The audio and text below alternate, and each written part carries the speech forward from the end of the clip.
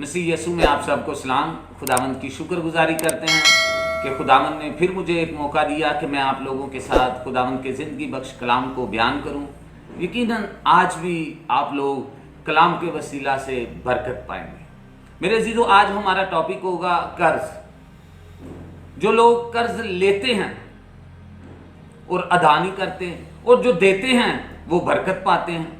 आज कलाम मुकद्दस में से हम इन्हीं चीज़ों को सीखेंगे कि हमें किस तरह जो कर्ज देते हैं वो बरकत को रिसीव करते हैं और जो कर्ज ले लेते हैं और अदा नहीं करते उनका जो है आगे नाकामियाँ कैसे आती हैं। आए मेरे अजीजों, खुदावंद के ज़िंदगी बख्श कलाम में से आज हम इसी कर्ज के बारे में सीखेंगे। जिनके पास खुदावंद का ज़िंदगी बख्श कलाम है वो मेरे साथ निकालिए।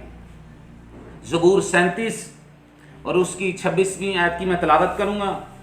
कलाम मुकद्दस में यूं मरकूम है कि वो दिन भर रहम करता है और कर्ज देता है और उसकी औलाद को बरकत मिलती है। पाक कलाम का पढ़ा और सुना जाना हम सब के लिए बाइस बरकत हो।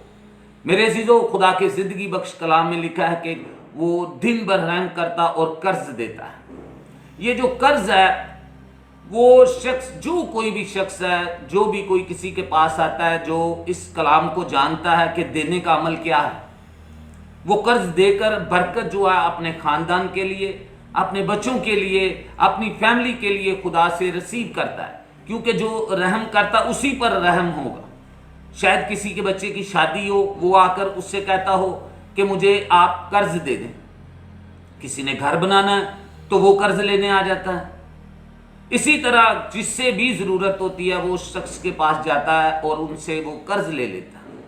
लेकिन जो देने वाला है वो बखूबी खुदा के कलाम को जानता होगा, क्योंकि वो खुदा से डरता होगा।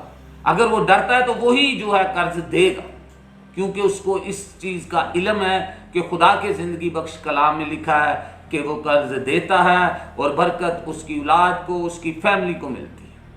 मेरे अजीजों, ये तो वो शख्स हो गया जिसने खुदा देकर कर्ज और बरकत को रिसीव कर लिया। यकीनन उसकी फैमिली जो है दिन ब दिन खुदा के करीब होगी और वो बढ़ती जाएगी और खुदा उन्हें आसमानी और ज़मीनी बरकतों से मामूर करेगा। अब दूसरे लोग जो कर्ज ले लिया उन्होंने, अब कर्ज तो उन्होंने ले लिया और लेकर अदा नहीं करते।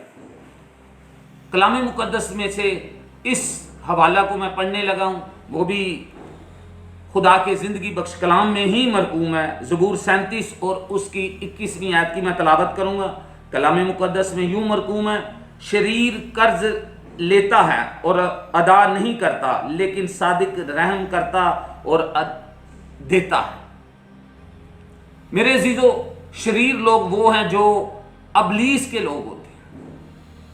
अबलीस कभी भी खुदा की तरफ उन लोगों को बढ़ने नहीं देगा, क्योंकि वो कलाम को जानता है कि अगर इन्होंने ये कर्ज ले लिया और अदा कर दिया, ये तो खुदा के कलाम को पूरा करेगा और खुदा इन्हें बरकत देना शुरू कर देगा।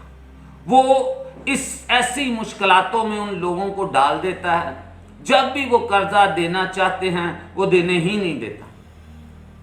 इसी तरह ये लानत जो है नस्ल दर नस्ल चलती रहती, क्योंकि अगर कोई शख्स कर्ज मसलन 20,000 लेता है तो वो 20,000 में से 15,000 जाकर उसे देता है और क्या करता है कि कहता है कि मैंने आपको 15,000 दे दिया, ये 5,000 मैं बाद में दूंगा। और अबलीस उसके जहन को बंद कर देता है, वो 5,000 देता ही नहीं। अगर वो उससे पूछता तो वो कहता है कि मैं कहीं भागा जा रहा हूं, मैं दे दूंगा। लेकिन मेरे अजीजों, वो कलाम को अगर जानता होगा, कलाम को पढ़ता होगा, तो वो बखूबी इस चीज़ को जानता होगा कि मैंने कलाम के अंदर ये लिखा है कि मैंने इस कर्ज को जो है ना अदा करना।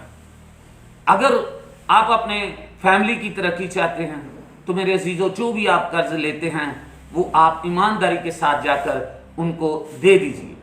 थोड़े थोड़े करके दें, लेकिन आप ज़रूर उस कर्ज को अदा करें, ताकि आपका फैमिली, आपका घराना, आपका ख़ानदान, आपके बच्चे जो है ना वो बरकत पाएँ।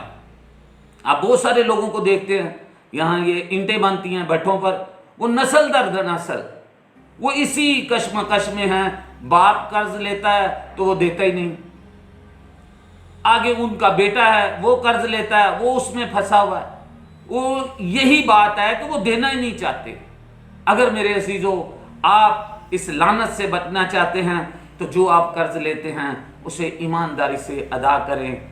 मेरे यीशु नासरी फरमाते हैं कि तुम कर्ज देने वाले होगे, लेने वाले नहीं। अगर आप भी कर्ज देना चाहते हैं तो खुदा से बरकत को रिसीव करना चाहते हैं तो मेरे अजीजों जो भी आप कर्ज लें उसे ईमानदारी के साथ अदा करें। खुदावंद इस कलाम के वसीला से आप सबको बड़ी बरकत दे, यीशु मसीह के नाम से, आमीन। God bless you.